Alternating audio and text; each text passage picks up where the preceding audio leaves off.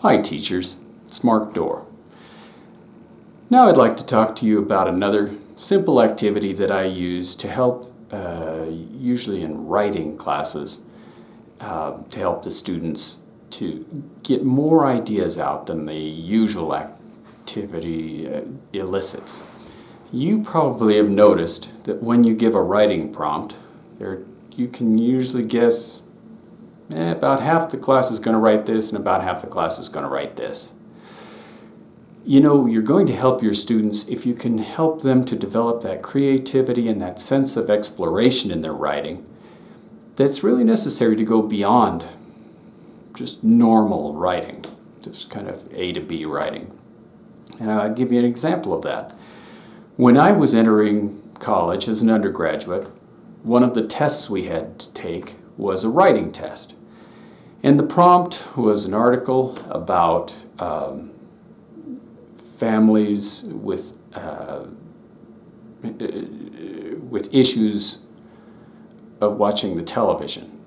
And the article talked about too much watching of the television.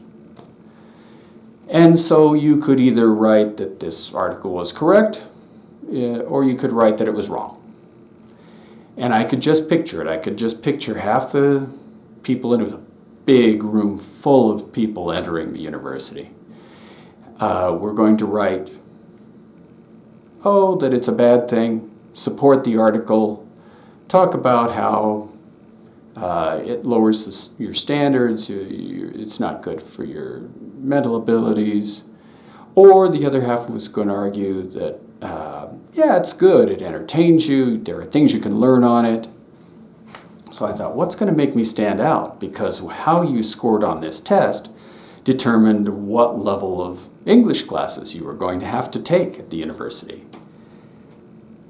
I ended up writing it as though I were, like someone who is addicted to alcohol would write about being from an addicted family.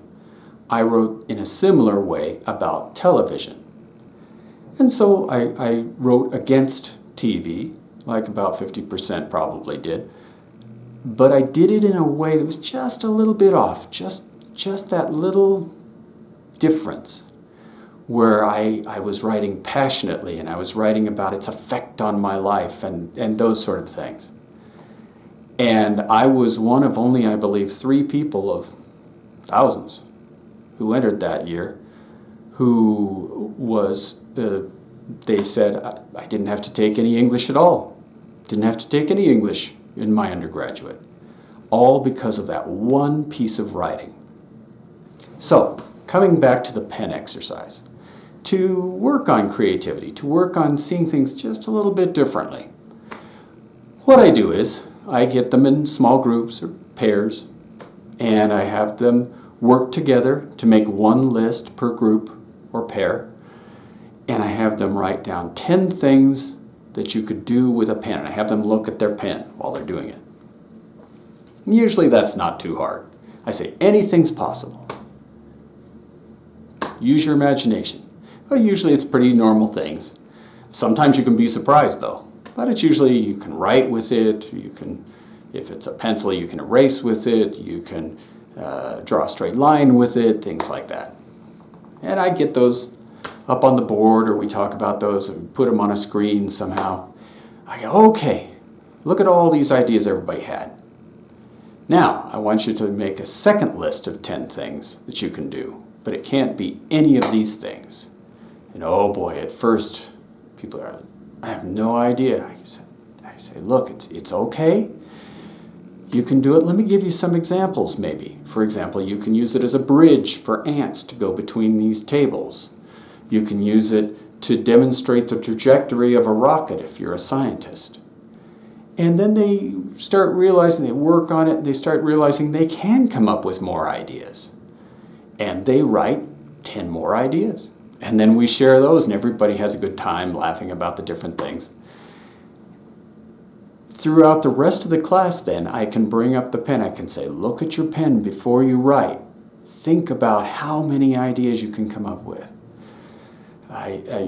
You can watch them do this. You can see them get involved with it. And you can see their writing improve because they aren't just trying to pound out the same old thing. They realize that a pen is not just a pen, it can be all these other things. A piece of writing isn't just a piece of writing. It can be all of these other things. Have a good day, teachers.